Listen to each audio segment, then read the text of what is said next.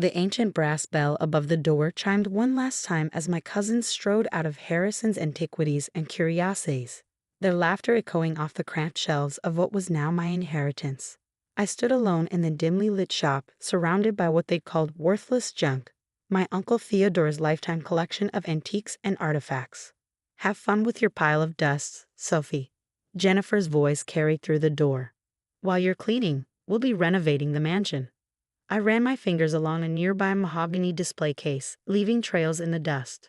At 32, I was the black sheep of the Harrison family, the one who'd chosen to study archaeology instead of business, who'd spent years on digs while my cousins climbed corporate ladders.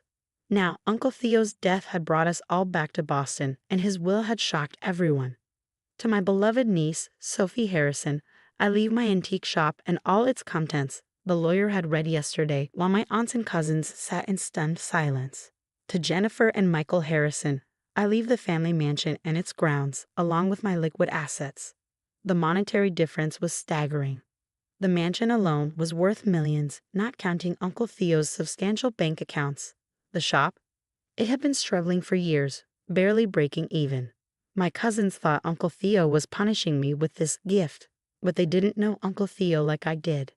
I remembered the summer afternoons I'd spent here as a child, listening to Uncle Theo's stories about each artifact. He taught me to see beyond the surface, to understand that value wasn't always measured in dollars and cents.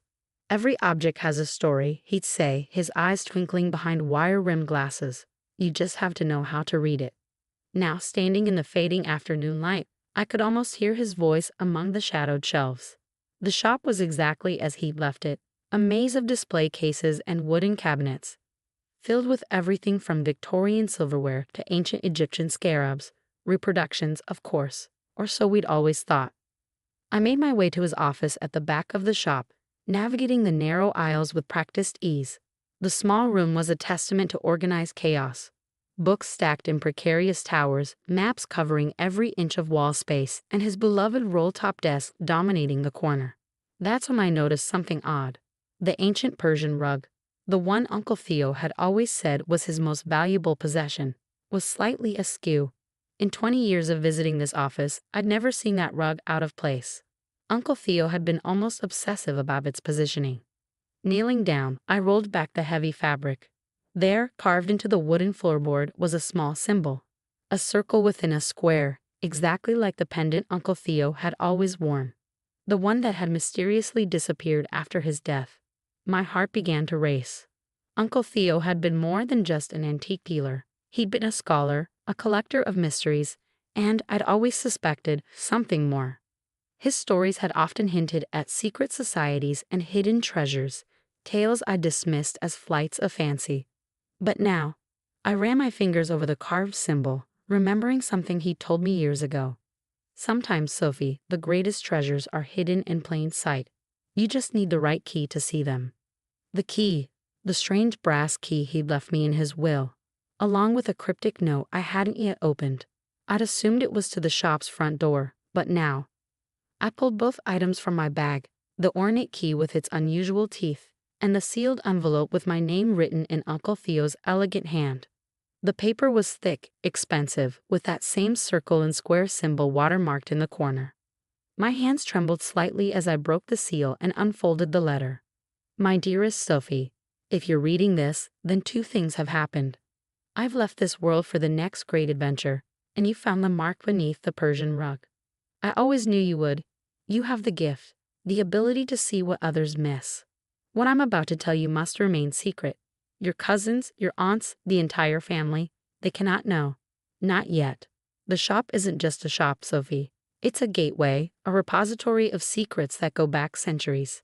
The Antiquarian Guild has protected these secrets for generations, and now that responsibility passes to you. But beware, there are those who would kill for what lies hidden here. Trust no one until you've seen the truth for yourself. Use the key, follow the signs, and remember what I taught you about reading the stories in objects. The first step is behind my bookshelf, the one with the treatise on Mediterranean pottery. The key will fit a lock you cannot see until you know where to look. All my love and all my trust, Uncle Theo. P.S. If Jennifer and Michael are being their usual charming selves about the inheritance, don't let it bother you. They have no idea what they've missed. I read the letter 3 times, my mind spinning. The Antiquarian Guild. Hidden secrets. It sounded impossible, like something from a movie. But Uncle Theo had never been one for practical jokes, and that symbol. Standing up, I moved to the bookshelf he'd mentioned. It looked ordinary enough, old volumes on pottery, archaeology, and art history. But when I ran my fingers along the edges, I felt something. A slight irregularity in the wooden frame, right at eye level. Looking closer, I noticed tiny marks carved into the wood, so faint they were nearly invisible. They formed a pattern similar to the one on the floor, but more complex. In the center was a small depression that looked like. My hands shaking, I inserted the brass key. It fit perfectly. But before I could turn it, I heard voices outside the shop. Loud, angry voices. Through the office window, I saw 3 men in dark suits examining the shop's facade. They weren't family, and they definitely weren't customers. "The old man's dead," one said, his voice muffled through the glass. "If it's here, now's our chance." I froze, the key still in the lock. Uncle Theo's warning echoed in my mind. There are those who would kill for what lies hidden here. The bell above the shop door chimed. They were inside. I had seconds to decide, turn the key and step into whatever mystery Uncle Theo had left for me, or face the men who were even now making their way through the shop. The key turned silently in the lock, and everything I thought I knew about Uncle Theo, about my inheritance, about reality itself, was about to change forever. Because what I found behind that bookshelf would not only solve a centuries-old mystery but would also put me in the crosshairs of people far more dangerous than my spoiled cousins. People who would stop at nothing to claim what Uncle Theo had protected for so long. But I'm getting ahead of myself. To understand what happened next, you need to know about the summer I turned 12, when Uncle Theo first showed me the secret language of symbols hidden in everyday objects. When he first hinted at the true purpose of his little antique shop. And most importantly, you need to know about the ancient society that had been watching our family for generations, waiting for someone like me to finally unlock the truth. The bookshelf swung silently inward, revealing a narrow passage that shouldn't have existed in a building I thought I knew by heart. Behind me, heavy footsteps approached the office. I slipped through the opening, pulling the shelf closed just as shadows appeared under the office door. The passage was pitch black for a moment before soft lights activated along the floor, revealing a metal staircase descending into the earth. The air was cool and dry, carrying a faint scent of old paper and something else. Something ancient. Above, I heard muffled voices in Uncle Theo's office. Search everything. The old man must have left some clue about the collection's location. I descended the stairs as quietly as possible, counting the steps. 27. Uncle Theo's favorite number. At the bottom, I found myself in a room that defied belief. It was vast, far larger than the shop's foundation should have allowed. Climate-controlled glass cases lined the walls, filled with artifacts that made my archaeological training scream in disbelief. These weren't the reproductions we displayed upstairs. These were real. A perfectly preserved Greek amphora from the 5th century BCE. A complete set of samurai armor that predated the Kamakura period. Celtic torques that still gleamed with their original gold. And in the center of the room, a massive wooden table covered in maps, documents, and a state-of-the-art computer system that hummed quietly. "Oh, Uncle Theo," I whispered, "what were you really doing all these years?" On a table lay a leather-bound journal, recently used. I recognized Uncle Theo's handwriting. Final entry. They're getting closer. The Brotherhood thinks the collection is just artifacts, but they don't understand its true purpose. Sophie will figure it out. She has the gift, just like her grandmother did. The pattern in the Byzantine mosaic will lead her to. The entry ended abruptly. Next to the journal sat an old photograph I'd never seen before. Uncle Theo, decades younger, standing with a group of distinguished-looking people in front of an ancient temple. They all wore pendants with the circle and square symbol. A loud crash echoed from upstairs. They were tearing the office apart. I quickly scanned the room, looking for anything that might explain what I'd stumbled into.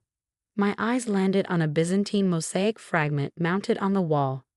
The one mentioned in Uncle Theo's final entry. Unlike the other artifacts, this piece seemed wrong somehow. The pattern didn't follow traditional Byzantine designs. Drawing on my training, I studied the mosaic's geometry. The tiles formed repeating patterns that seemed random at first, but as I looked closer, I realized they were a code. Numbers and letters hidden in plain sight using an ancient cipher system I'd studied during my doctorate. When translated, they read, "The collection guards the gate guards the truth. In unity lies the key to both." Below the mosaic sat an ancient wooden chest, its surface carved with the same circle and square symbol. Unlike everything else in the room, this chest had gathered dust, as if Uncle Theo had wanted it to appear unremarkable. My hands trembled as I opened it. Inside lay hundreds of letters, documents, and photographs dating back centuries. Each bore the symbol of what I now realized must be the Antiquarian Guild. As I read through them, an incredible story emerged. The Guild wasn't just a society of collectors. They were guardians protecting artifacts that proved an alternative history of human civilization. Evidence of advanced ancient knowledge that could revolutionize our understanding of the past, and possibly threaten the foundations of modern power structures. A sealed envelope addressed to me sat at the bottom of the chest. Inside was a USB drive and another note from Uncle Theo. "Sophie, if you're reading this, you found the true inheritance. The collection isn't just artifacts, it's proof. Proof that human civilization is far older and more advanced than we've been led to believe. Proof that certain technologies and knowledge have been rediscovered and lost multiple times throughout history. The Brotherhood of the New Dawn wants to use these artifacts to control this knowledge, to maintain their power over history itself. The Guild has fought them for centuries, preserving the truth until humanity is ready for it. Your cousins got the mansion because that's what they value, material wealth. But you, my dear, have inherited something far more precious, the truth and the responsibility to protect it. The USB drive contains everything you need: accounts, contacts, security protocols. The Guild will reach out once you've processed this information. Trust them, but verify everything. Remember what I taught you about questioning even the most basic assumptions. Your grandmother was one of our greatest members before she disappeared. Now you know why I spent so much time training you, preparing you for this moment. The gift runs in our blood, the ability to see patterns others miss, to read the stories hidden in ancient things. I'm sorry I couldn't tell you this in person. If you're reading this, it means the Brotherhood finally caught up with me. But they don't know about you. Use that advantage wisely. All my love, Uncle Theo. P.S. Check the inventory list carefully. Some of our most important pieces are disguised as worthless reproductions in the shop above. Right under their noses, just where they'd never think to look. Footsteps on the metal stairs interrupted my reading. But these were different from the heavy tread of the men searching upstairs. These steps were deliberate, confident. "Miss Harrison." A woman's voice called softly. "I'm Diana Chen, Guild Security. We need to move quickly. The Brotherhood's team upstairs just called for backup." I turned to find an elegant Asian woman in her 50s, dressed like a museum curator but moving like someone with military training. She wore the Guild's pendant openly now. "How did you?" I began. "Your uncle activated the Guild's protocols the day before he died. We've been watching, waiting to see if you'd find your way down here." She gestured to the chest. "Do you understand what you've inherited?" "I'm starting to," I replied, thinking of all the times Uncle Theo had tested me, trained me without my knowing it. It's not just artifacts, is it? It's responsibility, knowledge, and power, Diana added gravely. Power that some would kill to control. The Brotherhood thinks these artifacts are the treasure, but your uncle understood the real value is in the knowledge they represent. Knowledge that could change everything, or destroy everything, in the wrong hands. More footsteps above. Angry voices. "They're pulling up the floorboards," Diana said tensely. "We have about 3 minutes before they find the entrance. We need to move the critical pieces now." "Are you ready to accept your inheritance, Ms. Harrison? Really accept it?" I looked around the room, at the artifacts that rewrote history, at Uncle Theo's lifetime of work, at the responsibility he prepared me for without my knowing it. I thought of my cousins up in their mansion, counting their money, having no idea of the real treasure they'd missed. "Yes," I said firmly. "Where do we start?" The next hour was a blur of activity as Diana's team evacuated key pieces through a secondary tunnel I'd never known existed. I memorized security protocols, passwords, and contact procedures. The Brotherhood found the entrance eventually, but by then we'd vanished with the most important items, leaving them with a room full of convincing duplicates. Hours later, in a secure guild facility, Diana finished briefing me on my new reality. Your uncle was one of our best, she said. He identified you as his successor years ago, but we had to be sure. Finding your way down there, decoding the mosaic, that was your final test. And if I failed?